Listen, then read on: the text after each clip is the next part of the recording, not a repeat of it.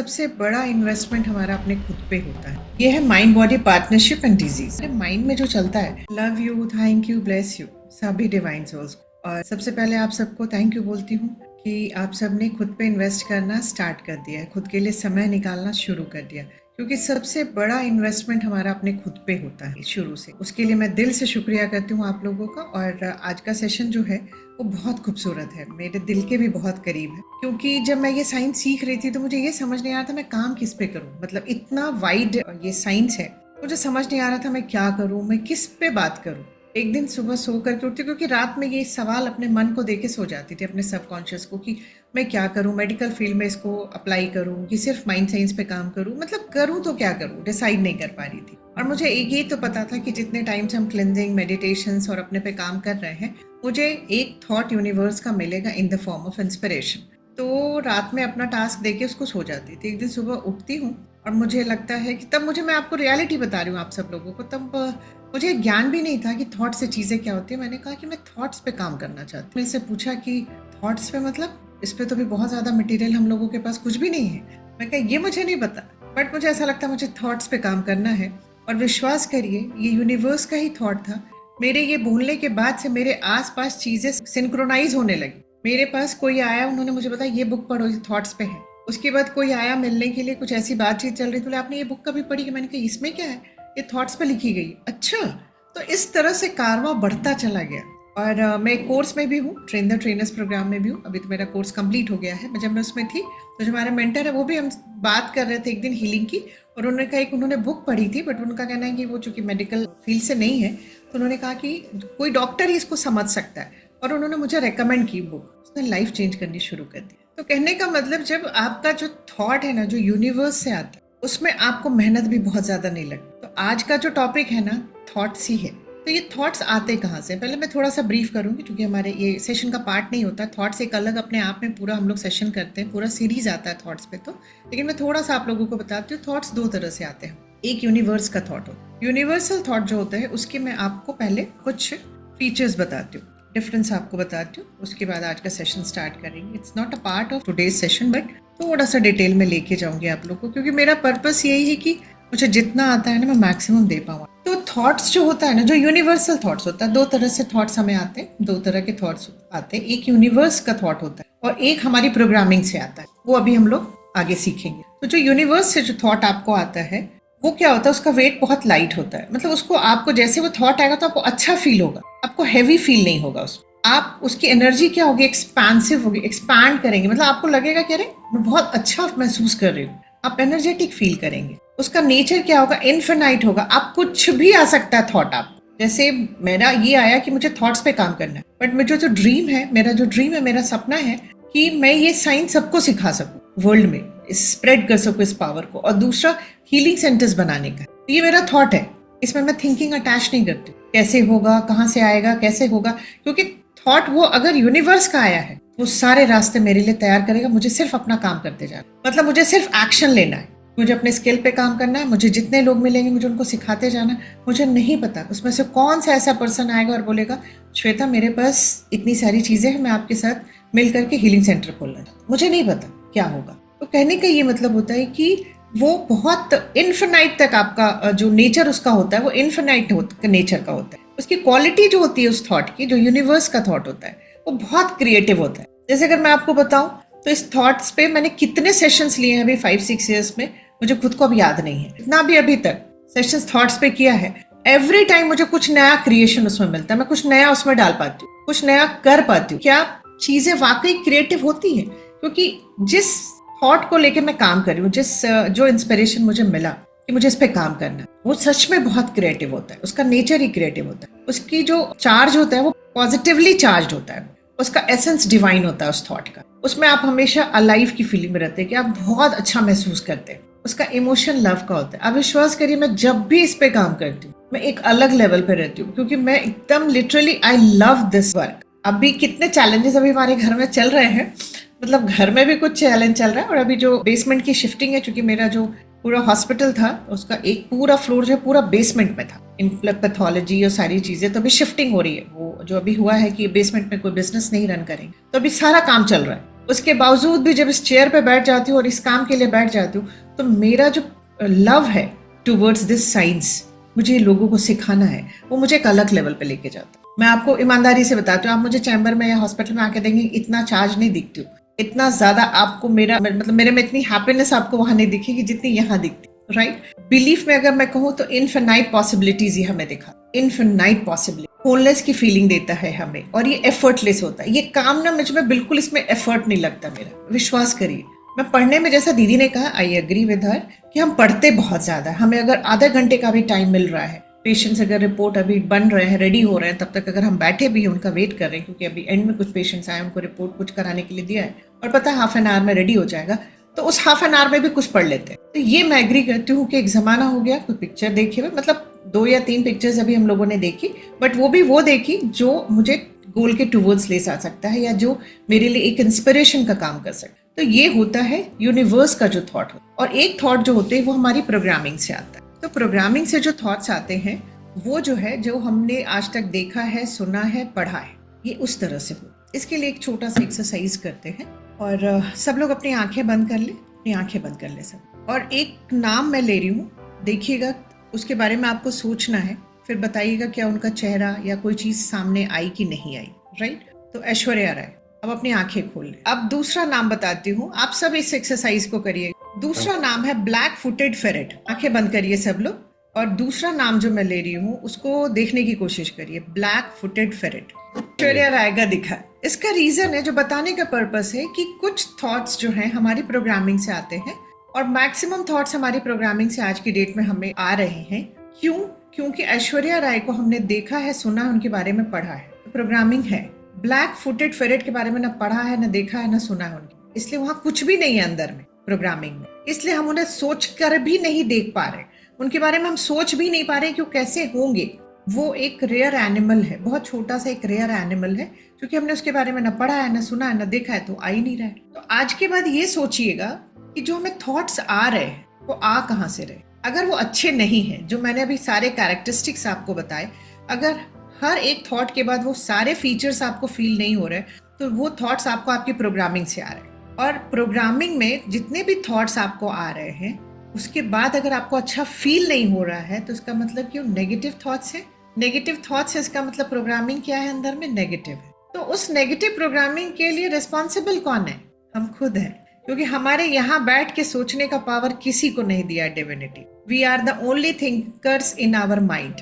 जैसा कि दिव्यांशु दी ने सही कहा स्टार्टिंग में कि हमें अपनी किस्मत लिखने की कलम के साथ ही डिविनिटी ने इस दुनिया में भेजा था, लेकिन हमें चूंकि पता नहीं था, इसलिए हमने अपनी किस्मत जो है गलत लिख डाली। जो नहीं चाहिए था वो मांग लिया, वो लिख दिया, और जो चाहिए था उधर फोकस ही नहीं किया, क्योंकि साइंस नहीं पता था। लेकिन आज पता चल गया है कि अगर हमारी लाइफ में कुछ भी चैलेंज है, तो उसके लिए हम खुद जिम्मेदार, चाहे वो हैप्पीनेस हो, चाहे वो पेन हो।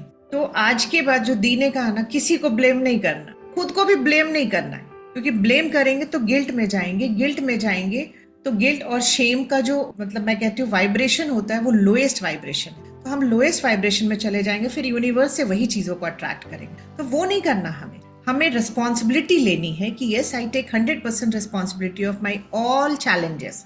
तो उससे क्या होगा कि जब आप रिस्पॉन्सिबिलिटी लेते हैं तो सब कॉन्शियस को लगता है कि यस, श्वेता ने रिस्पॉन्सिबिलिटी ली है अपने सारे सफरिंग्स की।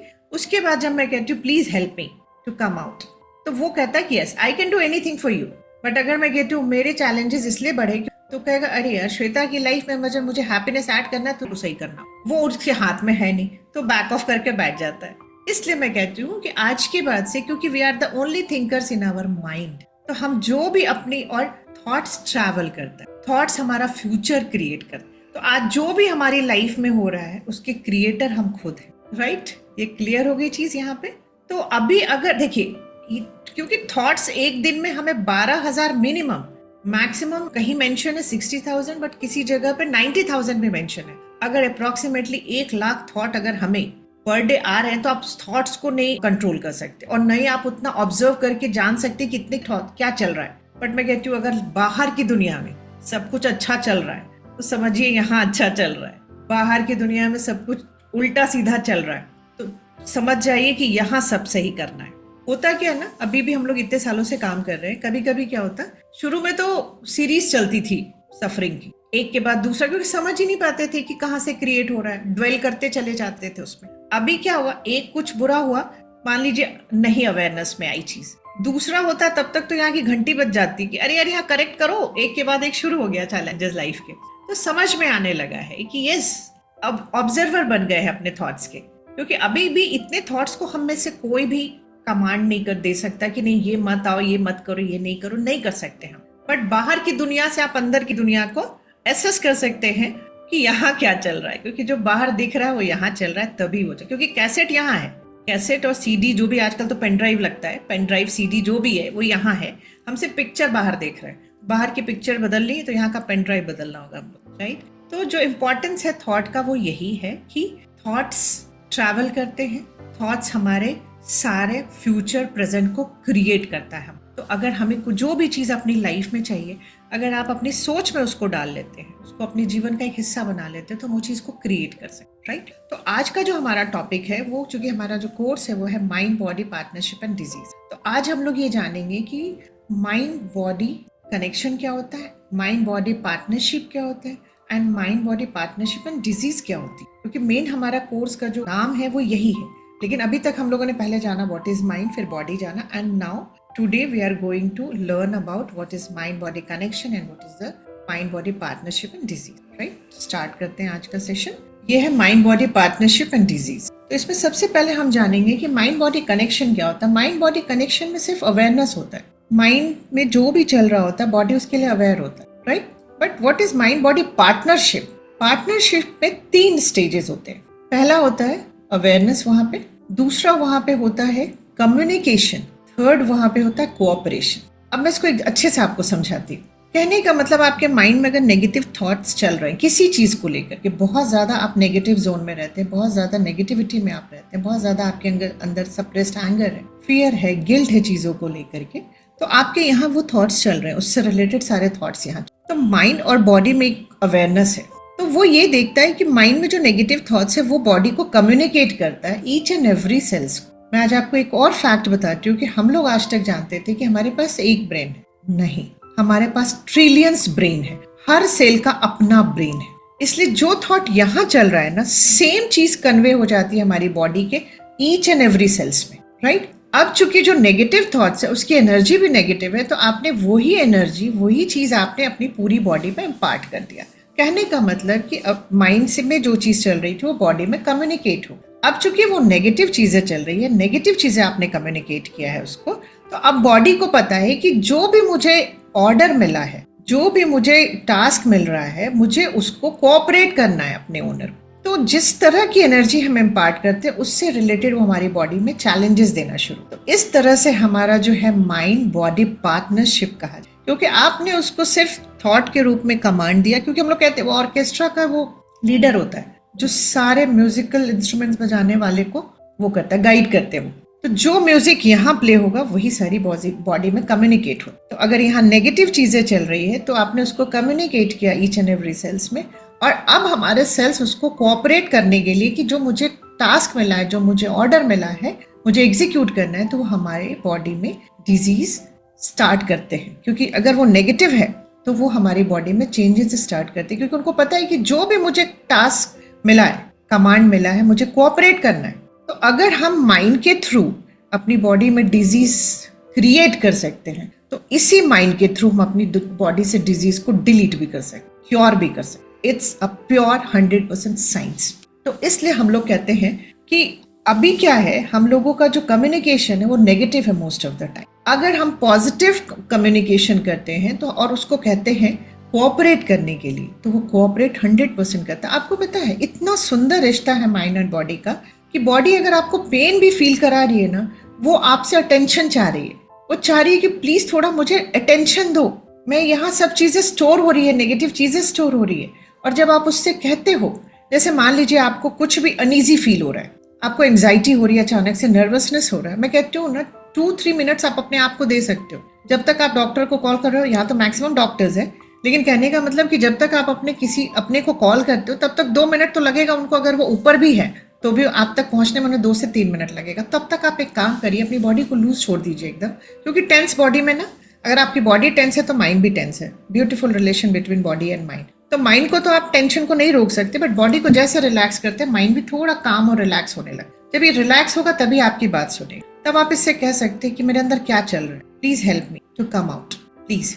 वो आप जब आप उससे कम्युनिकेट करते हैं, आपको पता है वो आपके लिए काम करना शुरू कर देता है, आपको हील करना शुरू कर देता है, आपको मदद करने लगता है। हम लोग जब ट्रीटमेंट पार्ट पे आएंगे तो मैं आप लोगों को कुछ एक्सरसाइजेस बताऊंगी जो डॉक्टर्स करा रहे हैं बाहर के पेशेंट्स के लिए। जैसे अगर उनकी सर्जरी होनी है तो वो पेशेंट्स को टास्क देते हैं, कुछ क्वेश्चंस देते हैं कि ये आपकी सर्जरी, आपको अपनी बॉडी को बताना है कि कल मेरे साथ ये होने जा रहा है और मुझे पता है कि आप बहुत अच्छे से मुझे कोऑपरेट करेंगे। मतलब इतनी सुंदरता से मैं एक्सरसाइज कराऊंगी आप लोगों को जो बाहर कराया जा रहा है। तो आपको लगेगा जब इतनी चीजें लेके इंसान सब अपने कमांड अपने बॉडी को दे के जब सर्जरी कराता है तो उसकी सर्जरी सक्सेसफुल होती है, उसकी हीलिंग फास्ट हो जाती है, क्योंकि वो सब कुछ बताते हैं कि मेरे साथ सर्जन क्या करने वाले, बट मैं आपसे क्या एक्सपेक्ट करता हूँ, मैं आपसे ये एक्सपेक्ट करता हूँ, but I promise you next time से मैं ऐसा कुछ भी नहीं करूंगी जिसकी वजह से आपको कोई भी तकलीफ। जब आप इस तरह से कम्युनिकेट करके जाते हो किसी चीज के लिए, वो चाहे कितनी भी बड़ी सर्जरी हो, आप बहुत खूबसूरती से निकल आते हो सारे चैलेंज। तो ये बहुत सुंदर चीज है माइंड बॉडी पार्टनरशिप। हम क्या करते हैं ना कि बॉडी से अपने बात ही नहीं करते, कभी इसको सुनते ही नहीं है। अगर हमें कोल्ड कफ कोई भी चैलेंज, अरे यार काम इंपॉर्टेंट है, वो कहता है मैं भी उतना ही इंपॉर्टेंट हूँ, लेकिन हम उसका ध्यान नहीं देते। हम कहते हैं नहीं, काम से बढ़ के कुछ नहीं होता है। बॉडी की किसी भी पेन को, तकलीफ को सुनिए। डिविनिटी ने हमें इतना सुंदर बनाया है। मैं यहाँ तो चूंकि डॉक्टर्स हैं इसलिए उनके लिए तो न्यू चीज नहीं है, बट फिर भी एक बार रिपीट करती हूँ कि कितना सुंदर है ना। जब हमें वॉमिटिंग होता है या लूज मोशन होता है, इलेक्ट्रोलाइट इम्बैलेंस होता है, जब हमारी बॉडी में सोडियम कम होता है तो हमें नमक खाने की इच्छा होती है। बॉडी खुद बताती है कि तुम्हें क्या खाना है। जब हमें शुगर की कमी होती है, हाइपोग्लाइसीमिया में हम जाते हैं, समय लगता है कहीं से चीनी मिल जाए। तो आप ये कौन कम्युनिकेट कर रहा है हमें? बॉडी बता रही है ना कि मुझे अभी चीनी खाना है, और आप कराइए देखिए आपका शुगर लो आता है। आपको प्यास लगती, आपको जब हमारे बॉडी को खाने की जरूरत होती है तो हमें भूख लगती। कितनी सुंदर चीज है, बॉडी अपना सारा कुछ हमसे बात करती है। आप देख लीजिए कभी कभी क्या होता है कि हम लोगों को लगता है कि लाइफ में बहुत सारे जब हम चैलेंजेस से जाते हैं तो हम सबसे ज्यादा नेग्लेक्ट अपनी बॉडी को करते, कभी इससे बात नहीं करते। कभी भी मैं आज पूछती हूँ, इतने सारे लोग यहाँ पे, कितने लोगों ने आज तक, मैं पूछती हूँ आप लोगों ने कितनी बार अपनी आईज को थैंक्स बोला है? Thank you so much. अगर आप ना होते तो मैं देख नहीं पाती। आज कितने सारे लोग देख नहीं पाते। कितने लोगों ने अपने कान को, कितने लोगों ने अपनी टंग को, टीथ को, टीथ तो मैं कहती हूँ कि जब तक इसमें दर्द नहीं होता ध्यान ही नहीं जाता कि दांत जैसी कुछ चीज भी है मुंह में। जब दर्द होता तो रियलाइज होता अरे यार कितना दर्द हो रहा है, डॉक्टर के पास जाना है, दिखाना है। कभी ना हमने अपने डाइजेस्टिव सिस्टम को, ना लिवर को, ना किडनी को, वो इतने सालों से हमारे लिए काम करते चले जा रहे हैं, हम उन्हें थैंक्स भी नहीं बोलते। Love you, thank you, bless you वो भी डिजर्व करते, क्योंकि वो हमारे लिए 24/7 365 डेज वर्क कर रहे हैं। मैं आज आप लोगों को यहाँ एक रियल इंसिडेंट शेयर करती हूँ, क्योंकि डॉक्टर्स आप सब मुझसे बहुत कनेक्ट करेंगे इस चीज को लेकर कि एक बहुत बड़ी मास्टर ट्रेनर है, हम लोगों से भी काफी सीनियर है, उनके काफी क्लाइंटेज है एंड अवार्डी भी है, हरियाणा से है वो। हरियाणा गवर्नमेंट ने इसी माइंड साइंस पे काम करने के लिए बहुत सारे अवार्ड्स दिए हैं। उन्होंने जब ये कोर्स ज्वाइन किया था, सीखा mind body partnership and disease, क्योंकि तब हम लोग लर्निंग फेज में थे, वो फर्स्ट बैच में थे आई थिंक सो। तो जब उन्होंने सीखा था तो उनको विश्वास नहीं हुआ, क्योंकि she is not a medico. उनको लगा ऐसे कैसे है कि बॉडी को हम बात करेंगे और love you, thank you, bless you बोलेंगे तो बीमारी चली जाएगी। और इसी तरह से आई थिंक 2-3 साल निकल गए, 3-4 बैचेस सर ने लिए। उसके बाद फिर हमने एक पॉज लिया क्योंकि और कोर्सेज रेडी हो रहे थे। अभी कुछ ही महीनों पहले आई थिंक जनवरी वगैरह के करीब इसी ईयर उन्होंने बोला कि श्वेता मैं आपके सेशन में कुछ अपना एक्सपीरियंस शेयर करना। वो एक कॉलेज में डायरेक्टर के पोस्ट पे भी हैं, तो अपने ऑफिस में बैठे थे, अचानक उन्हें चेस्ट पेन होता है और जब लेकर के जाते इन्वेस्टिगेशन आता है तो पता चलता है कि उनके हार्ट जो है ना 99% ब्लॉक्ड है उनके हार्ट। उनको कहते हैं कि आपको एंजियोप्लास्टी के लिए जाना पड़ेगा। अब चूंकि नॉन मेडिको है तो थोड़ा डर गए कि नहीं मुझे ये नहीं कराना, और उस एक वीक का उन्होंने हॉस्पिटल से टाइम लिया। उस एक वीक में उनका कहना है कि श्वेता, उन्होंने कहा कि एक वीक में शायद ही कोई ऐसे नॉन डॉक्टर्स, मतलब कार्डियोलॉजिस्ट से लेके हमने कंसल्ट ना किया हो कि मुझे कुछ दवा से ठीक कर दो, बट ऐसा कुछ नहीं हुआ श्वेता। 7 डेज के बाद मेरा डेट आ गया हॉस्पिटल जाने का और मैं चली गई और मुझे वहाँ रूम में शिफ्ट किया, और वहाँ से जब मुझे ओटी में ले जाया जा रहा तो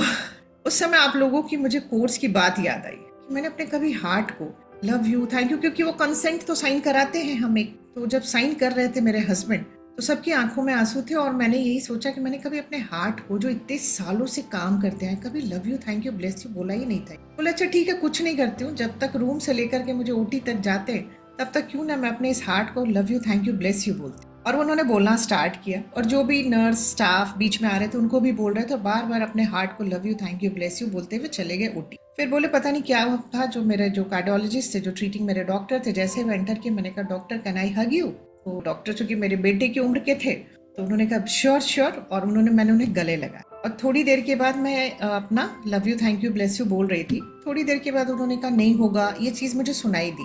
मैंने कहा इसका मतलब मेरा केस इतना कॉम्प्लिकेटेड है कि डॉक्टर कुछ नहीं कर पाए। उसके बाद जैसे ही मैंने अपनी आंखें खोली, मैंने क्या हुआ डॉक्टर, नहीं हुआ? बोला जरूरत नहीं पड़ी, वो एक किंकिंग थी। वो जैसे ही हम लोग चेक करते हैं मेडिसिन डाई डाल के, तो देखा कि वो सिर्फ किंक हो गया तो खुल गया, आपको उसकी जरूरत ही नहीं पड़ी। उन्होंने शेयर किया power of love you thank you bless you, जो सारे रिपोर्ट्स में था इतना ब्लॉकेज है और वहाँ बिल्कुल कुछ नहीं मिला उन्हें। उनका कहना है कि सिर्फ थोड़ी सी किंकिंग हो गई थी जिसकी वजह से ये रिपोर्ट्स आए। कुछ थोड़ा तो मिलाकल हुआ है आपके साथ, क्योंकि इतना ब्लॉकेज के बाद कुछ नहीं हो करना पड़ा आपके केस में। तो कहने का ये जो पर्पस है ना आप लोगों को बताने का कि अपनी बॉडी से बात करिए। कोई भी चैलेंज है आपकी बॉडी, अगर कुछ नहीं बात करना है तो सिर्फ उस ऑर्गन को याद करिए और उसको बोलिए love you thank you bless you. But वहाँ इमोशन होना चाहिए, क्योंकि इमोशन का मतलब ही होता है एनर्जी इन मोशन। तो जब आप बोल रहे हैं अगर उसमें एनर्जी नहीं है तो वो वहां तक कन्वे नहीं हो। तो जब आप बोलते हैं किसी भी एक organ thank you love you bless you, तो फील करिए कि उसने आज तक हमारे लिए क्या नहीं किया है। कितने सारे ऐसे लोग हैं जो सिर्फ उठ के बैठने के लिए तरसते। मेरे पास एक बच्चा है अभी, वो 14 साल से क्वाड्रिप्लेजिक है, टोटली पैरालाइज्ड है। वो उसकी एक ही इच्छा है मेरे से कि दीदी मुझे एक बार उठा के बिठा दो, बस मुझे बैठना चाहता हूँ, मैं थक गया हूँ 14 साल से लेटते लेटते। तो समझ में आता है कि हम तो चल पा रहे हैं, हम अपने हाथ पैर घुमा पाते हैं, हम जब चाहते हैं बैठ सकते। उस बच्चे की एक ही इच्छा है, राइट। तो आज के बाद हम अपनी बॉडी को थोड़ा सा टाइम देंगे, उसको थैंक यू बोलेंगे, क्योंकि आज अगर ये और ये ना होता तो हम आज कुछ नहीं कर पा रहे हो, राइट। Next slide. आज हम लोग इसीलिए जानेंगे, थोड़ा सा रिवाइज करेंगे फिर से बॉडी के लिए कि body is made up of trillions of cells and mind is made up of trillions of thoughts. Body knows auto healing, हमारी बॉडी को ऑटो हीलिंग आती। हमारी बॉडी को सिर्फ रिपेयर ग्रोथ और प्रोटेक्शन आता है। इसको हम लोगों ने डिटेल में सीख लिया है फ्यू पुराने सेशंस में। और हमारी बॉडी के लिए हीलिंग के लिए जितनी भी रिसोर्सेज चाहिए वो सभी फ्री है। हमारे डीएनए में सारे ब्लूप्रिंट्स हैं हेल्थ से रिलेटेड। उसमें जैसे हम कहते हैं ना ये जेनेटिक है, ये हेरिडिटरी है। आज जेनेटिक और हेरिडिटरी जैसी चीज अगर देखी जाए तो ओनली 1 और 2%। बाकी जो भी जीन्स हम कैरी कर रहे हैं वो हमारे हाथ में है कि हम कौन सा जीन्स को एक्सप्रेस करेंगे। That is epigenetic. वो हमारे एनवायरमेंट, हमारे थॉट्स, हमारे एक्शंस पे डिपेंड कर। आज के बाद से जो भी है कुछ भी कहे, फैमिली में भले ही कैंसर की हिस्ट्री हो, फैमिली में भले ही डायबिटीज की हिस्ट्री हो, लेकिन किसको एनहांस करना है, कौन से जीन्स को एक्सप्रेस कराना है, वो हमारे अपने हाथ में, राइट। तो माइंड के लिए जैसा हमने जाना कि जो mind is made up of trillions of thoughts and thoughts are energy. Energy usually neutral होती है, हमारा जन्म न्यूट्रल एनर्जी के साथ हो, but our intention, our action and our behaviour, हमारे थॉट्स उस न्यूट्रल एनर्जी को पॉजिटिव या नेगेटिव में कन्वर्ट कर देते। And energy can not be destroyed, we can change only the form of energy. आप नेगेटिव से पॉजिटिव फॉर्म में उसको ट्रांसम्यूट कर सकते हो या पॉजिटिव से नेगेटिव में कर सकते हो, सिर्फ हम फॉर्म चेंज कर सकते हैं, right. And energy flows where focus goes. ये एक क्विक रिविजन के लिए बताया। एक बहुत सुंदर फैक्ट बताते हैं आपको, इंटरेस्टिंग फैक्ट है। We can not readily change the codes of our genetics blueprints. जिस कोड के साथ, कोडिंग के साथ हमारा जन्म हुआ, we can not change that, but we can change our mind and in the process switch the blueprints to express our genetic potential. कितनी सुंदर चीज है ये कि जिस जेनेटिक कोड के साथ हम इस दुनिया में आए, we can not change that, but we can change our mind, और जिसकी वजह से हम उन जीन्स को एक्सप्रेस करेंगे जो हमारे लिए हेल्दी है। If we can choose what to think and what to see, we can also choose to change the expression of our genetic blueprints.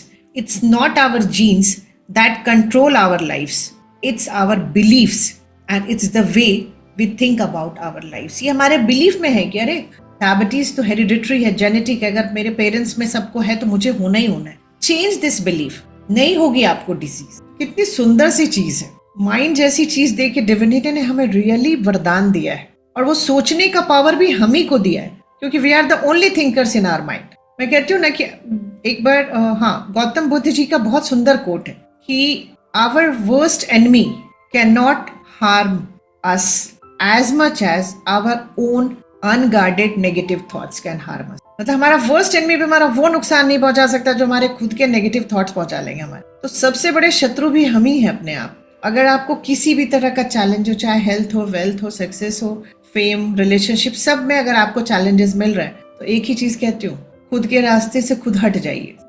आप सक्सेसफुल हो जाएंगे। चाहे आपको हेल्थ चाहिए, वेल्थ चाहिए, कुछ भी चाहिए, हम खुद के रास्ते में सबसे बड़ा रोड़ा हम खुद ही है, राइट। तो आज जो हम लोग जानेंगे, दो चीज के बारे में हम लोग बहुत अच्छे से जानते हैं, वो कि प्लेसिबो क्या होता है। Placebo effect is the belief effect और द परसेप्शन इफेक्ट। कहने का मतलब कि ये पॉजिटिव होता है कि हमने पेशेंट को कोई डिजीज है और हमने उससे शुगर की गोली खिला दी और पेशेंट ठीक हो जाता है। जस्ट उसका ऑपोजिट होता है nocebo effect, the negative suggestion और द नेगेटिव थिंकिंग इफेक्ट। अगर वही डॉक्टर उस पेशेंट को ये कह देता है ये ठीक नहीं हो सकता, वो कभी ठीक नहीं हो पाता, क्योंकि वो डॉक्टर को अथॉरिटी फिगर मान। अभी मेरे पास कुछ पेशेंट्स आए, अभी अल्ट्रासाउंड के लिए उनको भेजा था। अल्ट्रासाउंड वाले डॉक्टर ने कहा ये डिजीज तो कभी ठीक नहीं हो।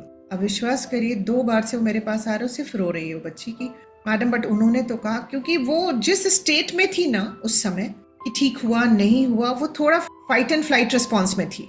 एक तो डरी हुई थी कि जो मुझे सिस्ट आया वो ठीक हुआ कि नहीं हुआ। उसमें डॉक्टर ने कह दिया कि अरे तुम्हारा सिस्ट तो ठीक नहीं हुआ और ये कभी ठीक होता नहीं। उसके माइंड ने उस कमांड को सच मान लिया। अब मैं उसकी गायनेकोलॉजिस्ट हूँ, बट वो मेरी बात से नहीं कन्विंस्ड हो रही है। वो तभी कन्विंस्ड होगी जब वो ठीक हो जाएगी। तो जो बताने का पर्पस ये है कि प्लेसिबो दीजिए, नोसिबो मत दीजिए। क्योंकि अगर किसी की लाइफ में मेरी वजह से कोई चैलेंज या पेन आ रहा है तो लॉ ऑफ कंपनसेशन में कंपनसेट तो मुझे भी करना। वो नहीं करके देगी बच्ची जिसको मैंने दिया है। कोई 3rd पर्सन, 4th पर्सन या 10th पर्सन लाइफ में 2-4 साल बाद आएगा और सेम टू सेम कंपनसेट करके जाएगा। मैं आज आपको इस प्लेसिबो इफेक्ट की बात बताती हूँ। वहाँ तो प्लेसिबो नहीं कर सकते, वहाँ फेथ की बात कर सकते। मेरी मदर इन लॉ बहुत रिनाउंड गायनेकोलॉजिस्ट रहे हैं। She is 86 years old right now, but still she practices. मैं आपको ये 13-14 साल पुरानी बात बता रही हूँ। एक पेशेंट आई और जैसे ही वो एंटर की हम लोगों ने कहा ओ गॉड, ये तो लगता है रीनल फेलियर का केस है। पूरा एडीमा, हाईली एनेमिक, ब्रेथलेसनेस, सारी चीजें उसकी थी। और जैसे ही वो बैठी उसके सारे reports in favour of urea, creatinine, सब चीजें बहुत हाई थी। माँ ने उसको देखा और बोला कि बेटा इसको तो रेफर कर दो बीएचयू, इसके लिए हम क्या ही कर सकते। उसने कहा नहीं नहीं, मैं नहीं जाऊंगी आपको छोड़ के। क्योंकि माँ जब बीएचयू में थे, वहाँ पे गायनी में हेड ऑफ डिपार्टमेंट हुए, फिर वहीं से मेडिकल कॉलेज के डायरेक्टर होकर वो रिटायर हुए। तो बोले नहीं नहीं, मैं कहीं नहीं जाने की। मेरे घर के सब लोगों को आपने ठीक किया है। पता नहीं किसके किसके नाम लिए उन्होंने कि सब ने उनको कह दिया था कि ये नहीं बचेंगे, आपके पास आए, आपने ठीक किया, आपने उनको ऑपरेट किया, वो ठीक हुए, हम कहीं नहीं जाएंगे आपको छोड़कर। माने का इनके रिलेशन से बात करते, रिलेटिव को बुला के समझाने की कोशिश करते। बोले मैडम जी मेरे पेट में भी दर्द होता है। माने का अच्छा चलो लेटो देख लेते हैं। मैंने कहा इसको दवा भी ज्यादा नहीं लिखना श्वेता, क्योंकि इसका सब कुछ डिरेंज्ड है। मैं कहा ठीक है माँ। अब मैंने माँ ने उसको देख तो लिया, उसके बाद उसने बोला कि दवा लिखिए। मैंने कहा क्या ही लिखा, चाहिए काम करो, मेट्रोजिल 200 मिलीग्राम 1 टैबलेट TDS लिख के 7 डेज के लिए दे दो, 10-12 रुपए की आ जाएगी। और इसके रिलेटिव को समझाते इसको अभी BHU लेके चला है। ठीक है, उसके रिलेटिव्स को समझाया, बोला अच्छा ठीक है मैडम हम लेके जाते। फिर वो गई, दवा लिया, उसने 10-12 रुपए में उसे मेट्रोजिल मिल गया। और उसने सेल्समैन को क्या बताया, उसने बोला कि आपको BHU के लिए बोला, आप BHU चले जाना। उसने भी अपनी तरफ से बोला मैं कहीं नहीं जाने की, मैं इसी से ठीक हो जाऊंगी, देखना 12 रुपए की दवा से। और वो वहां से चली जाती। फिर हम लोगों को एक्चुअली मेरी माँ की भी आदत होती है, मेरी भी, कि कुछ हो तो आके बता जाना। कोई आया नहीं, हमें लगा कि शायद वो विदा हो गए इस दुनिया। 7-8-9 महीने के बाद एक पेशेंट आई, तो उसने बोला पहचाना मैडम? नहीं। तो बोली कि मैं वही हूँ जिसका सब कह रहे थे किडनी फेल हो गया है। मैं कहा अच्छा आप ठीक हो गए? बहुत अच्छा लगा उसको देख करके कि हम लोगों को खुशी होती है ऐसे पेशेंट्स को देख के। मैं कहा BHU चले गए थे? बोले कहीं नहीं गई थी मैं कहीं नहीं गई थी। मैडम जी ने जो मुझे 8-9 रुपए की दवा लिखी थी 7 दिन की, मैं उसी से ठीक हो गई। मेरा विश्वास करिए मुझे बिल्कुल यकीन नहीं आया इस बात। मैं कहा नहीं नहीं, इसकी स्वेलिंग चली गई है, ये एनीमिक नहीं लग रही, इसको ब्रेथलेसनेस भी नहीं है माँ, लेकिन इसके ना पैरामीटर्स डेफिनेटली डिरेंज्ड होंगे। माँ ने कहा कि, बोली कि मैं करा के लाई हूँ, देख लीजिए आप, 2-3 महीने पहले मैंने कराया था, सब नॉर्मल हो गया है। मैंने देखा सब नॉर्मल, मैंने कहा नहीं मुझे विश्वास नहीं होगा इस रिपोर्ट पर, मुझे फिर से कराना है। तो हमारे चूंकि पैथोलॉजी है, मैं कहा आपको पैसा नहीं लगेगा, आप सिर्फ ब्लड दे दो अपना। बोले ठीक है। कराया, सरप्राइजिंगली जब सारे रिपोर्ट्स हैं, ऑल रिपोर्ट्स केम नॉर्मल। मैंने कहा यहाँ तो मिरेकल हुआ है। अब मैं समझती हूँ फेथ काम करता है। माँ से वो बार बार एक ही चीज पूछ रहे थे कि मैं ठीक हो जाऊंगी ना माँ? हाँ ठीक हो जाओगे। वो लोग जल्दी ये नहीं बोलते नहीं ठीक हो गए, आज भी नहीं बोलते वो लोग, आज भी वो कहते अरे ठीक हो जाओगे, जाओ यहाँ से। तो ये है, हमें अपने पेशेंट्स के साथ ना प्लेसिबो पे काम करना है, नोसिबो पे नहीं। कोशिश हम यही करेंगे अपनी लाइफ। अब हम लोग आगे जो जानने वाले हैं वो बहुत सुंदर चीज जानने वाले हैं कि हमारे माइंड में जो चलता है वो हमारी बॉडी में कैसे कहाँ कहाँ जाके क्या कैसे स्टोर होता है। तो आज हम लोग उसको थोड़ा सा ऑर्गन वाइज जानेंगे कि कौन से ऑर्गन में कौन सी चीज कैसे स्टोर होती है। फिर हम लोग डिजीज को जानेंगे कि एक एक डिजीज का थॉट पैटर्न क्या होता है, उनके अंदर क्या चल रहा होता है जिसकी वजह से ये डिजीज हो। तो आज हम ऑर्गन्स में कहाँ क्या स्टोर होता है वो जानेंगे। पहले सबसे पहले हम शुरुआत करते हैं हेड से।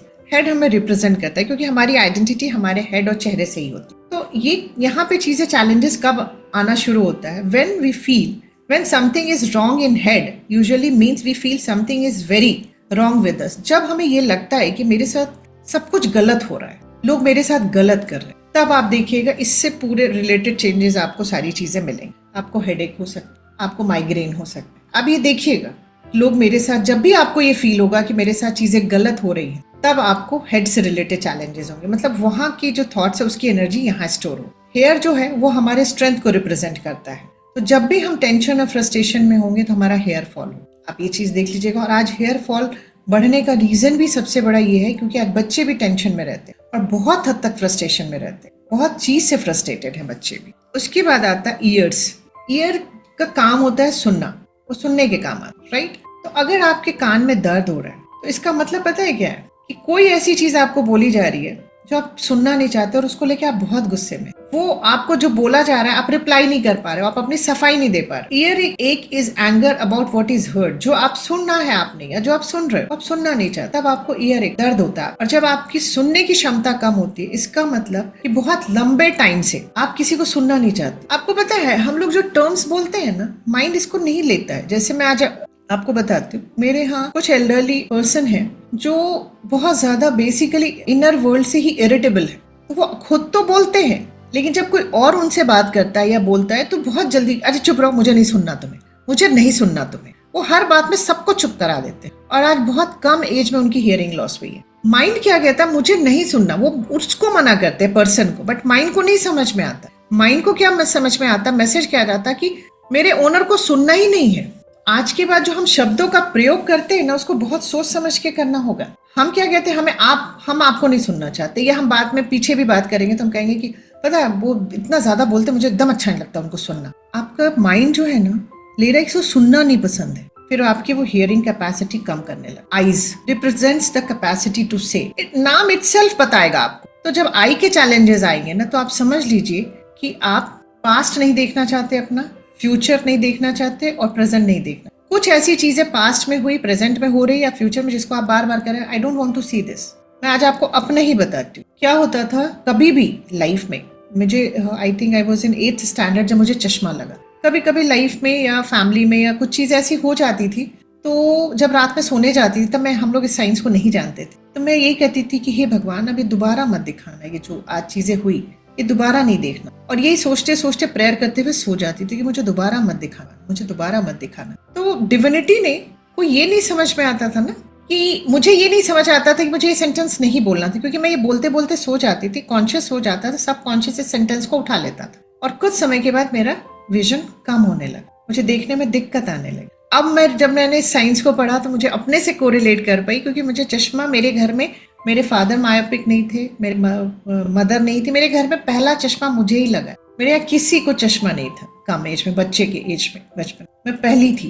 तो जितने भी ऑर्गन्स हमारे डिविनिटी ने जिस फंक्शन के लिए बनाए हैं, अगर उस ऑर्गन से वो चीज वो कर रहा है और जो उसको अच्छी नहीं लग रही है और हम अपने माइंड में इस चीज को लेते हैं, I don't want to see this, तो फिर वो उसको कमांड मान के उसको फॉलो करने लगता है और हमारा विजन कम होना। साइनसेस हमारा होता है, साइनसेस प्रॉब्लम जो होता है ये तब होता है जब हम किसी अपने बहुत क्लोज्ड वन से इरिटेटेड फील कर रहे हो, राइट, तब हमें साइनसेस प्रॉब्लम स्टार्ट हो। तो जब भी आप देखिएगा कि आपको हेडेक हो रहा है, सर घुमाने में, हिलाने डुलाने में भी हेडेक हो रहा है और हम इनहेलेशन लेते हैं, हमें बहुत रिलीफ हो जाता है साइनोसाइटिस वगैरह, और ये तभी ज्यादा टाइम फ्लेयर होगा, आप इस चीज का ध्यान दीजिएगा साइनसेस का, जब आपके आसपास कोई योर लव्ड वंस या नियर वन से आपको कोई टेंशन या इरिटेशन या कोई चीज ऐसी हुई हो, राइट। उसके बाद आता है नेक।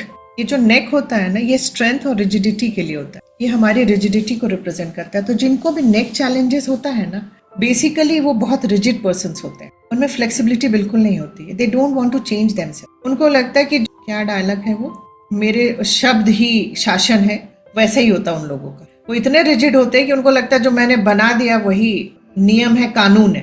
वो कभी अपने को चेंज नहीं करते। और हम घर में आप देखिएगा हमारी फैमिली में कहीं ना कहीं आपको ऐसे लोग मिल जाएंगे जो सब मतलब सारी दुख तो ले लेंगे बट चेंज नहीं करेंगे खुद। मेरे एक नोन में है, मैंने उनसे एक दिन कहा कि आप बहुत सारे चैलेंजेस उनकी लाइफ में है, तो मैंने कहा कि आपके साथ एक ऑप्शन है, आप ईगो में से और या हैप्पीनेस में से किसी एक को चूज कर लीजिए। तो बोले मैं हैप्पीनेस नहीं लूंगा, मुझे चलेगा बट मैं ईगो नहीं छोड़ सकता। तो कहने का ये मतलब है कि रिजिडिटी हमारी बॉडी के लिए बहुत खराब है, राइट।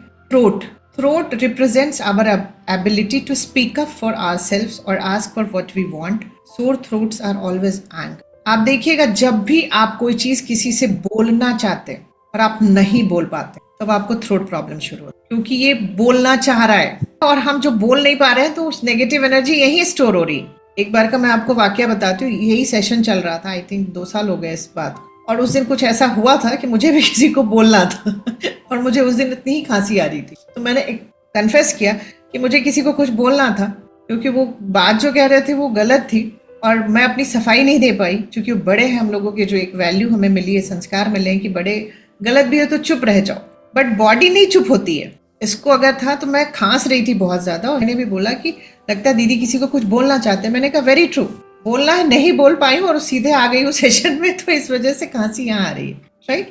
तो ये थ्रोट होता है। तो जब भी आपको ये सारी चीजें हो या जब भी आपको सोर थ्रोट हो तो आप एनालाइज करिएगा आपके अंदर कोई एंगर चल रहा है, आप किसी चीज को लेकर एंगर में है। और ये सब चीजें ना आपके आसपास के लोगों से मिली होगी, क्योंकि देखिए चैलेंजेस हमें इमोशनली हर्ट हमारे वही लोग कर पाते हैं जो हमारे अपने होते हैं, जिनसे हम प्यार करते हैं। क्योंकि अगर मैं रोड पे जा रही हूँ, कोई अगर मान लीजिए मेंटली चैलेंज्ड पर्सन है, वो जा रहा है, मुझे गाली भी देता है तो मैं उससे देखूंगी, चली जाऊंगी, उनकी गाली सुनने से मेरे कान में नहीं दर्द होगा।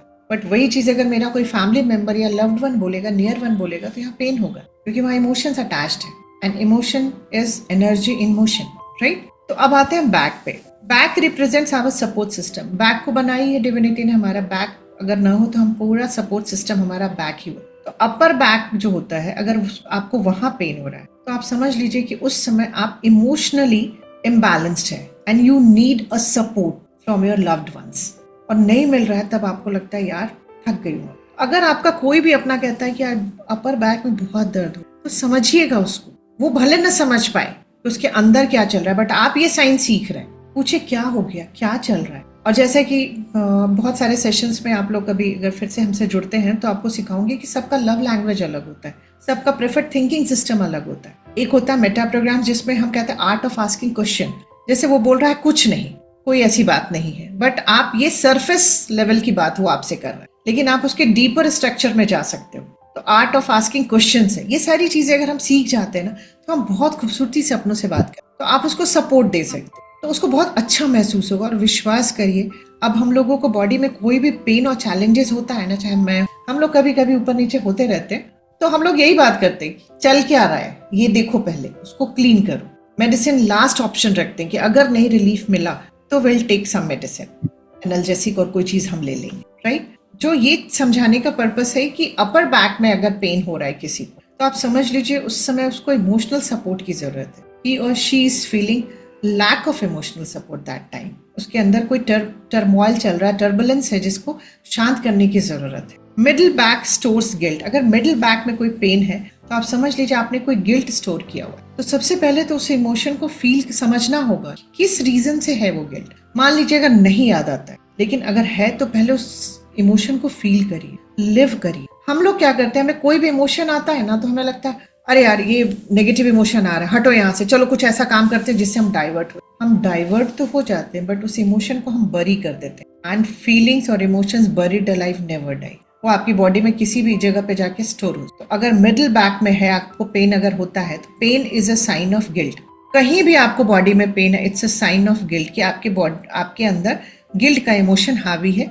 वही पेन क्रिएट करता है, क्योंकि गिल्ट का मतलब क्या है, गलत काम। गलत का मतलब पनिशमेंट, पनिशमेंट मतलब पेन। तो बॉडी में पेन क्रिएट करता है। तो अगर आपको पेन के चैलेंजेस है तो आपको अपने गिल्ट पे काम करने की सबसे ज्यादा जरूरत। जैसे आपको लगता है आज यहाँ पेन है, आज वहाँ पेन, वहाँ पेन, तो इसका मतलब आप में सबसे ज्यादा जो हावी चीज है वो गिल्ट है। जिस भी रीजन से आपको बचपन में मिला है, या आपने कुछ गलत अनजाने में हो गया है, या कुछ आपने जानबूझ के किया है, whatever may be the reason, but you have to work for guilt. Right. Low back में जिन लोगों को पेन होता है, लैक ऑफ मनी या फियर ऑफ मनी का चैलेंज रहता है, फाइनेंशियल इश्यूज जिनको होता है उनको लो बैक, क्योंकि लो बैक का सपोर्ट करता है सिस्टम, पूरा ही बैक सपोर्टिव होता है, बट लो बैक के लिए हम लोग कहते हैं कि जिनको फाइनेंशियल चैलेंजेस बहुत ज्यादा होते हैं उनको लो बैक है, राइट। आप इस चीज को नोटिस करिएगा कि जो भी लो बैक एक कंप्लेन करके आएंगे, यहाँ बहुत सारे ऑर्थोपेडिक सर्जन्स भी हैं, तो आप देखिएगा लो बैक एक अगर हो तो आप ये पूछिएगा उनसे, ये पूरा ही पूछ सकते हैं, क्योंकि आपके पास भी अपर बैक एक लेकर के आते होंगे लोग, मिडिल बैक एक लेकर के आते हैं, तो जब आप थोड़ा सा पेशेंट से बात करेंगे ना तो उन्हें भी बहुत अच्छा महसूस होगा, और हो सकता है अगर आपके साथ रेपो बिल्ड हो गया तो अपनी चीज़ें शेयर कर सकते हैं, फिर आप उनकी मदद कर सकते हैं ज़्यादा बेहतर तरीके से, सिर्फ एनाल्जेसिक और एक्सरसाइज वगैरह सिखा करके टेम्पररी रिलीफ हम दे पाएंगे, लेकिन जब आप इन चीज़ों पे काम करेंगे तो डेफिनेटली आप उनको परमानेंट क्योर दे सकें, राइट। उसके बाद आता है लंग्स। लंग्स का मतलब ही होता है represents our capacity to take in and give out, inhalation and exhalation, ये हमारा काम होता है लंग का। तो ये हमारे साथ भी वही करता है कि हम क्या अंदर ले रहे हैं और हम क्या बाहर। हमें करना क्या था, भगवान ने हमें बताया था कि सब अच्छी चीजें अंदर रख लेना, बुरी चीजें डिलीट कर देना या एक्सेल कर देना। हमने उल्टा किया हुआ है, बुरी चीजें रखा हुआ है, अच्छी चीजें एक्सेल कर रहे हैं।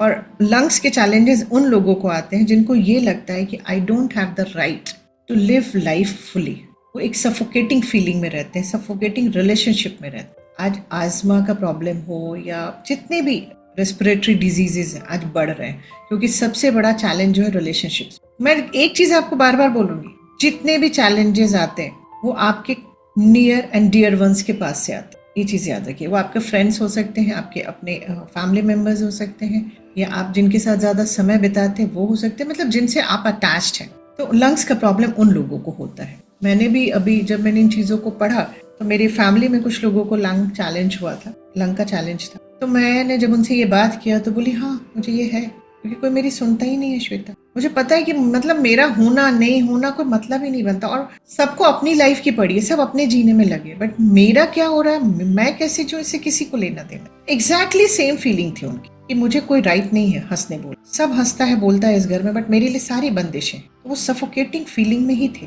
और उनके साथ एक चीज था, वो इतनी बार अपने को डेथ सेंटेंस दे चुके थे कि वो सरवाइव नहीं किए, क्योंकि वो कहती थी I don't want to live Shweta, चाहे कोई कितना भी बदल जाए अब, लेकिन मुझे इतना पता है जिस दिन मैं अच्छी हो जाऊंगी उस दिन ये सारे लोग वापस चले जाए, I don't want to live. और वो आज इस दुनिया में नहीं। मैं वही कहती हूँ कि सब कॉन्शियस हर बात को सीरियसली लेता है। जब वो एंड आया उनका, जब उनको मेटास्टेसिस हो गई और डॉक्टर्स ने भी यहाँ पे सबने कहा कि कुछ नहीं कर सकते, और हम लोगों ने ये साइंस समझाने की कोशिश की, बोली कि जीना अब मन तो कर रहा है बट अब बहुत लेट हो चुका, अब छोड़ दो, अब कुछ अपने पे करने, क्योंकि मॉर्फिन पे आ गए थे वो, मॉर्फिन उनको पैलेटिव ट्रीटमेंट चल रहा। कहने का मतलब कि जो हम चीजें चाहा होता है ना हम लोगों ने, जैसे बहुत बार हम दुखी होते हैं तो हम क्या बोलते हैं, इससे तो अच्छा मर ही जाते। माइंड उसको सीरियसली लेता है और फिर वो आपकी लाइफ में वो चीजें क्रिएट करता है जो आपको टुवर्ड्स एंड लेके जाए। तो ये चीजें नहीं बोलना है, और अगर बोल भी दिया गुस्से में तो बोलिए I am sorry, please forgive me for this thought and words, I love you and I thank, right. उसके बाद आता है ब्रेस्ट। ब्रेस्ट चैलेंजेस उन लोगों को बहुत ज्यादा होता है जो खुद से ज्यादा दूसरों के लिए करने में विश्वास रखते, जो खुद की केयर नहीं करते। उनको लगता है दूसरों को केयर करने से, दूसरों को ज्यादा प्यार देने से, दूसरों को प्लीज करने से चीजें बेहतर हो जाएंगी लाइफ में, और वो सेल्फ को रिजेक्ट करते और सेल्फ की बिल्कुल भी केयर नहीं करते। उनको ब्रेस्ट चैलेंज, राइट। हार्ट का प्रॉब्लम उनको होता है जिनको ये लगता है कि जैसे हार्ट क्या रिप्रेजेंट करता है, love, while blood represents Joy. तो हार्ट डिजीज किनको होता है, जिनकी लाइफ में लव और जॉय नाम की चीज नहीं। आप इस चीज को ध्यान दें। आपने कभी छोटे बच्चे को ना जल्दी हाइपरटेंशन नहीं देखा, छोटे बच्चे को हार्ट अटैक नहीं होता, क्योंकि लव और जॉय उनका बेसिक नेचर होता है। आज तो 17 ईयर्स के बच्चे को भी हार्ट अटैक हो रहा है, इसका रीजन ही है कि वहां से लव और जॉय, लव उसको वोम में नहीं मिला, लव उसको इस दुनिया में आने के बाद नहीं मिला, क्योंकि बोथ पेरेंट्स आर वर्किंग। जब भी उसको इमोशनल नीड पड़ी अपने पेरेंट्स के होने की, जब भी उसे प्यार की जरूरत पड़ी, नहीं था। हम लोगों ने बहुत सारी चीजें हम अननोइंगली गलत कर गए। हम लोगों का क्या है, वर्किंग होने की वजह से बच्चा खेल रहा है तो हमने उसे खेलने दिया, बच्चा कुछ भी कर रहा है, हमने बच्चे को बहुत बार गले नहीं लगाया। जो एक उसकी इमोशनल नीड थी उसको फुलफिल नहीं किया हम लोगों ने, जो उसकी लव की नीड थी उसको फुलफिल नहीं किया। बच्चा रोता है तो हम उसे गले लगाते, तो बच्चे को ये प्रोग्रामिंग मिलती है कि अगर मुझे माँ के गले लगना है तो मुझे रोना होगा। और आज देखिए कितने सारे बच्चे बहुत रोते हैं, क्योंकि लव बहुत इंपॉर्टेंट, मैं कह सकती हूँ इमोशन है बॉडी के लिए। तो आज जो भी चैलेंजेस बच्चों को कम एज में आ रहे हैं, बिकॉज उनकी लाइफ से लव मिसिंग है। हम लव दे भी रहे हैं तो कंडीशनल दे रहे हैं, अनकंडीशनल लव नहीं दे रहे। आज ऑटिस्टिक बच्चों का जो रेट हाई हो रहा है, ऑटिज्म के पीछे भी देखा गया है लैक ऑफ लव। यहाँ पे एक डॉक्टर मंगेश सर ने हम लोगों को शेयर किया था, बताया था कि किसी कंट्री में कुछ डिजास्टर्स होते हैं जिसकी वजह से बहुत ज्यादा भुखमरी और सारी चीजें हो जाती। तो पेरेंट्स ने क्या किया, बोले कि हम इतने सारे अपने बच्चों को नहीं खिला पाएंगे, तो उन्होंने ऑर्फनेज में अपने बच्चों को डाल दिया और कि कम से कम उन्हें 2 वक्त का खाना मिल जाएगा वहाँ, क्योंकि वो नहीं खिला पा रहे। उसमें से मैक्सिमम बच्चे ऑटिज्म डेवलप कर गए क्योंकि वहाँ खाना मिल रहा था, प्यार नहीं मिल रहा था। और आज आपको बताती हूँ, आज हम हग नहीं करते, अपने लोगों को गले नहीं लगाते हैं। हमें 12 हग्स पर डे चाहिए सर्वाइवल के लिए, maintenance of our body. Doctor ये फैमिली थेरेपिस्ट थी वर्जीनिया सटायर, उनका है मिनिमम 4 हग चाहिए सर्वाइवल के लिए। मेंटेनेंस के लिए हमें 8 हग्स चाहिए और 12 हग्स चाहिए हमें प्रॉपर ग्रोथ के लिए। आपको मैं एक चीज और बताती हूँ, किसी को भी हेल्थ चैलेंज है ना, उसको बस आप दिन में, मैं कहती हूँ 14 टाइम्स, अगर आपको ज्यादा लगता है ना, मैं कहती हूँ 8 टाइम्स उनको हग कर लीजिए बस जाके। और जब आप हग करते हैं ना, तो उस फीलिंग से करिए कि आप उन्हें प्यार से गले लगा, फॉर्मेलिटी मत करिए, वो ठीक होने लगे, विश्वास करिए मेरे, राइट। उसके बाद आता है स्टमक। स्टमक का जो काम होता है, digest all the new ideas and experiences we are afraid how to digest new ideas. Stomach challenges जो होता है, क्योंकि यहाँ सब कुछ डाइजेशन का काम होता है स्टमक में, राइट। तो अब यहाँ पे क्या होता है कि स्टमक चैलेंजेस कब आते हैं, जब मेरी लाइफ में कुछ न्यू आइडियाज आ जाते हैं जो मेरे लिए फेवरेबल नहीं है, या जो मेरे बिलीफ से मैच नहीं करते, जो मेरी प्रोग्रामिंग से मैच नहीं करते। अब जैसे सपोज मान लीजिए कि मैं एक एग्जांपल दूं कि मैं अर्ली राइजर हूँ, मैं जल्दी सो जाती हूँ, राइट। उसके बाद मेरी एक डिसिप्लिन लाइफ है और मेरी शादी ऐसे घर में हो जाती है जहाँ पर टाइम की कोई वैल्यू ही नहीं है। अब सब मुझसे चाहेंगे, अरे यार तुम सुबह 12-1 बजे सो के उठो ना, रात को 2 बजे तक हम लोग पार्टी कर रहे हैं 3 बजे। अब ये मैं इसको पचा नहीं पाऊंगी क्योंकि मेरी हैबिट नहीं है, मैं इतने सालों से इस तरह से पली बड़ी हूँ। तब मुझे स्टमक में जितने भी चैलेंजेस है, जीआई चैलेंजेस स्टार्ट होने लगे, क्योंकि मैं इन चीजों को, जो नई चीज मेरी लाइफ में आ रही है, मैं उसको डाइजेस्ट नहीं कर पाई। आज की बात आप देखिएगा, जब भी आपको जीआई इशू होगा ना, तो उसके आसपास कोई ऐसी चीज हुई होगी जिससे आपको लगेगा कि नहीं यार, मैं इसको नहीं ले पा रही हूँ, मैं इसको नहीं डाइजेस्ट कर पा रही। आप देखिएगा, एसिडिटी हो, जो भी चीज हो, आपको उस टाइम कोई ऐसी चीज हुई है जो टेंशन है और आपको वो करना नहीं है, आप चाहते नहीं है वो करना, बट आपको करना पड़ रहा है, राइट। तो ये हो गया स्टमक के लिए। उसके बाद आता है कोलन।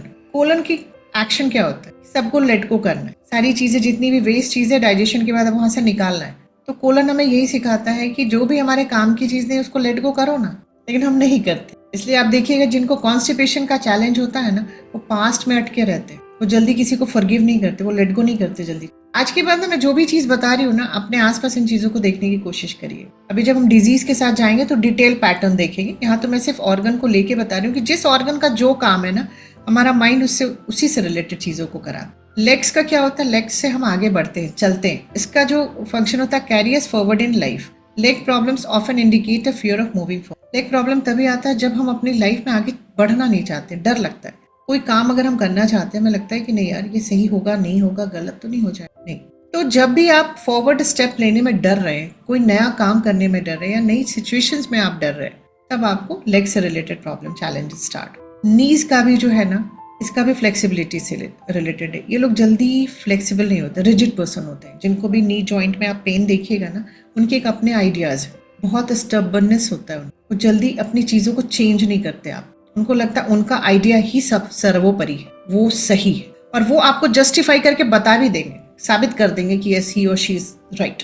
आप उनको कन्विंस नहीं कर पाएंगे। मेरे पास है ना ऐसे लोग, दुनिया को कर लेती हूँ, अपने घर में नहीं कर पाती। बस कहते ना, चिराग तले अंधेरा अंधेरा, वही सारी चीज है शायद। तो कहने का मतलब है कि जिनको भी नी चैलेंजेस है, आप देखिएगा उनके में भी ना बहुत ज्यादा प्राइड, ईगो, स्टबर्ननेस होता है, और वो फ्लेक्सिबल बिल्कुल नहीं होते, वो अपने आइडियाज के साथ स्टिक किए रहते हैं। और मैं उनको कहती हूँ कि सिर्फ आप ये आइडियाज छोड़ दो ना, जो जैसे चल रहा है, सारी चीजें तो अच्छे से हो रही है ना, एक्सेप्ट करो ना उसको। अरे ऐसे कैसे, मेरे बिना नहीं हो सकती अच्छे से, मैं नहीं कर रही तो हो ही नहीं सकता अच्छे से, कोई कर ही नहीं सकता है। और आज मैंने छोड़ दिया, कल को सब उल्टा सीधा कर लेंगे, फिर सब मेरे सामने आके खड़े हो जाएंगे कि अब ठीक कर दो, अब ठीक कर दो। तो मैं वो दिन ही नहीं देखना चाहती, मैं मुसीबत लेना नहीं चाहती। लगता है कि देखो कितनी स्टबर्ननेस है, आप छोड़ोगे नहीं तो सीखेंगे कैसे, राइट। उसके बाद आता है feet. Have to do with our understanding of ourselves and of life, past, present and. Feet का जितना भी चैलेंज होता है ना, वो यही है कि हमें खुद को समझने के बाद, हमें खुद को अंडरस्टैंड करने और हम अपनी लाइफ को, लाइफ में चाहे वो पास्ट, प्रेजेंट और फ्यूचर, तीनों एरा से बात हो। Skin represents our individuality. Skin problems mean when we feel our individuality is being threatened. somehow we feel others have power over us. आज जो स्किन के चैलेंजेस बढ़ रहे हैं ये तब बढ़ते हैं जब हमें ऐसा लगता है कि कोई हमारी इंडिविजुअलिटी, जो मेरी एक क्वालिटी है जिसकी वजह से मेरी एक पहचान है मेरी नज़रों में, कोई उसको ओवर पार करने की कोशिश कर, कोई मुझे बदलने की कोशिश कर, तब उनको स्किन डिजीज स्टार्ट होता है। आज स्किन डिजीज इसलिए बढ़ रहा है कि मोस्ट ऑफ द टाइम हम फाइट और फ्लाइट रिस्पॉन्स में रहते हैं, फियर में रहते हैं। आज एलर्जिक रिएक्शन इतना ज़्यादा हो गया है, इतना ज़्यादा हो गया है, हम सब डेली ही अपने, चाहे हम ऑर्थोपेडिक सर्जन हो या गायनेकोलॉजिस्ट हो, स्किन डिजीज हम आए दिन देखते हैं। इतना स्किन डिजीज तो जब हम लोग पढ़ते थे तो नहीं देखा। सोरियासिस तो आज एकदम आम बात की तरह मुझे दिखाई देता है। जब हम लोग पढ़ते तो सोरियासिस इक्का दुक्का केस देखा, और आज तो मुझे लगता है कि मैं महीने में 2 या 3 सोरियासिस के पेशेंट देख लेती हूँ, फीमेल, राइट। उसके बाद accidents, we attract accidents in our life. Accidents are expression of anger. Accident also indicates rebellion against authority. We want to hit people, instead we get hit. आप देखिएगा जिनका भी एक्सीडेंट होता है, चाहे वो किसी तरह का, एक रोड एक्सीडेंट होता है, एक होता है हम खाना बना रहे हैं, हम कुछ बना रहे हैं, मेरा हाथ जल गया, कभी कुछ एक्सीडेंट हो गया, कभी जा रहे हैं पैर कट गया, कुछ चोट लग गई, वहां से ब्लीड करने लगे। ये सारे सप्रेस्ड एंगर होता है उन लोगों को। जब हम सप्रेस्ड एंगर में होते हैं और हमारे अंदर ये गुस्सा चलता रहता है कि मैंने जवाब देना था, मुझे हिट करना था उसको, तो जिस हम वाइब्रेशन में रहते हैं हम सेम चीज अट्रैक्ट कर लेते हैं। हम उनको हिट नहीं कर पाते हैं, बट उससे रिलेटेड चीजें हमें हिट कर देती है और हमें हार्म, राइट। तो ये है एक्सीडेंट से रिलेटेड। उसके बाद आता है स्टिफनेस। आपकी बॉडी में कहीं भी अगर आपको स्टिफनेस फील हो रहा है तो समझ जाए यहाँ स्टिफनेस आ गया है किसी। Swelling of body represents clogging and stagnation in the emotional thinking. Often represents bottled up tears, feeling stuck and trapped or blaming others for our own limitations. ये आज की डेट में फीमेल्स में बहुत कॉमन हो रहा है, पूरी बॉडी में स्वेलिंग हो रहा है। इसका रीजन है कि वो स्टक हो गए हैं अपने इमोशनल थिंकिंग में, most of the time past में ही रह रहे हैं और उनको हर चीज में लग रहा है कि दुनिया को कि मैं विक्टिम हूँ और सारी दुनिया मेरे ही पीछे पड़ी हुई। वो अपने आप को इतना प्यार से विक्टिमहुड में लेकर के जाते हैं और पूरे टाइम वो क्रिटिसाइज करते हैं अपनी हर चीज के लिए। अगर उन्हें छींक भी ज्यादा आएगी तो कहेंगे हस्बैंड ने रात भर एसी चलाई इसीलिए मुझे एलर्जी हो गई। अगर उन्होंने एसिडिटी हुई तो सारा ब्लेम डालेंगे, अरे हेल्पर जो आई थी खाना बनाने के लिए आज को, उसने मिर्ची ज्यादा डाल दी। मतलब फुल टाइम वो क्रिटिसिज्म में रहते हैं। अभी जब हमारे चैम्बर में जब मैंने इन चीजों को पढ़ा तो जिन लोग भी कहते हैं कि मुझे पूरी बॉडी में स्वेलिंग हो रही हो और थायराइड वगैरह आप करा लेते हो जब सब नॉर्मल आता है, तो मैं इन चीजों को थोड़ा सा इनडायरेक्टली, चूंकि हम लोग आर्ट ऑफ आस्किंग क्वेश्चंस भी जानते हैं, तो सरफेस पे वो पहले कुछ बोलते हैं, फिर डीप में जाते जाते उनके निकलवा लेते हैं कि अच्छा she is in a victim mode. अगर टाइम है तो कभी कभी ये चीज बस just to confirm my knowledge की जो मैंने पढ़ा है वो कितना ज्यादा सच है, इसको कंफर्म करने के लिए फ्यू पेशेंट्स पे ट्राई करते हैं। आप विश्वास करिए जितने भी चीजों से बात कर रही हूँ, जितनी भी चीजें बात कर रही हूँ ना, इसमें मैक्सिमम मेरा अपना भी एक्सपीरियंस जो मैंने महसूस किया है, पेशेंट्स के साथ देखा, राइट।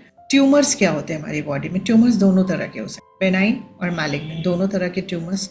ओल्ड हर्ट्स हम स्टोर करते हैं यहाँ बहुत ज्यादा ना। जब भी हम ओल्ड हर्ट्स स्टोर करते हैं, we take old hurts and nurse it, keeping pulling the scab off it, and in time we have. बार बार उस हर्ट को स्टोर ही नहीं करते, बार बार उसको रिलीव करते रहते। जब वो भरने की सोचता है, स्कैब बनता है, फिर स्कैब निकाल देते। तो ये हो गया हमारा आज का सेशन। आज हम यही एंड करेंगे और कल हम लोग जानेंगे उन लोगों के बारे में जिन लोगों ने अपने हेल्थ चैलेंजेस को, ड्रेडेड कैंसर जैसी चीज़ों को ठीक किया सिर्फ अपने माइंड पावर को यूज़ करके। उसमें मिल्टन एरिक्सन सर है, डॉक्टर जोसेफ मर्फे एंड लुइस है, और भी बहुत सारे, जैसे डॉक्टर जो डिस्पेंजा हैं, उनके भी बहुत सारे चैलेंजेस हैं, डेविड हॉकिंस हैं, इन लोगों के भी बहुत सारे हेल्थ चैलेंजेस हैं, जिन्होंने इन लोगों ने सिर्फ और सिर्फ अपने माइंड को पे काम करके इन चीज़ों से अपने को बाहर निकाला। क्योंकि डॉक्टर होने के बावजूद भी उन्हें डॉक्टर्स ने दिया कि आपके पास कोई होप नहीं है। उन्होंने बहुत सुंदर बात कही कि जो वूम में मेरी स्पाइन को बना सकता है, जो मुझे सारे हेल्थ दे सकता है, कोई तो ऐसी पावर है। वही मुझे अभी भी जो थोड़ा बहुत अलाइनमेंट हो गया है, मिस अलाइनमेंट हो गया है, वो भी ठीक कर सकता है। वूम में कौन सा डॉक्टर मुझे बना रहा था बैठ करके। तो ये सारे मिरेकल्स हैं और वो मिरेकल करने का पावर भी हमारे अपने हाथ में है। तो आज का सेशन इसी के साथ एंड करेंगे। Win in your mind and you will win in your. अपने मन में जीतना है और अपनी रियलिटी में हम जो भी चाहते हैं उसको हम अचीव कर सकते हैं। और कल के सेशंस में हम लोग एक एक डिजीज के बारे में जानेंगे, जो फ्यू कॉमन डिजीजेस हैं उसके बारे में हम लोग जानेंगे कि उनका थॉट पैटर्न कैसा। तो love you, thank you, bless you, सभी डिवाइन सोल्स।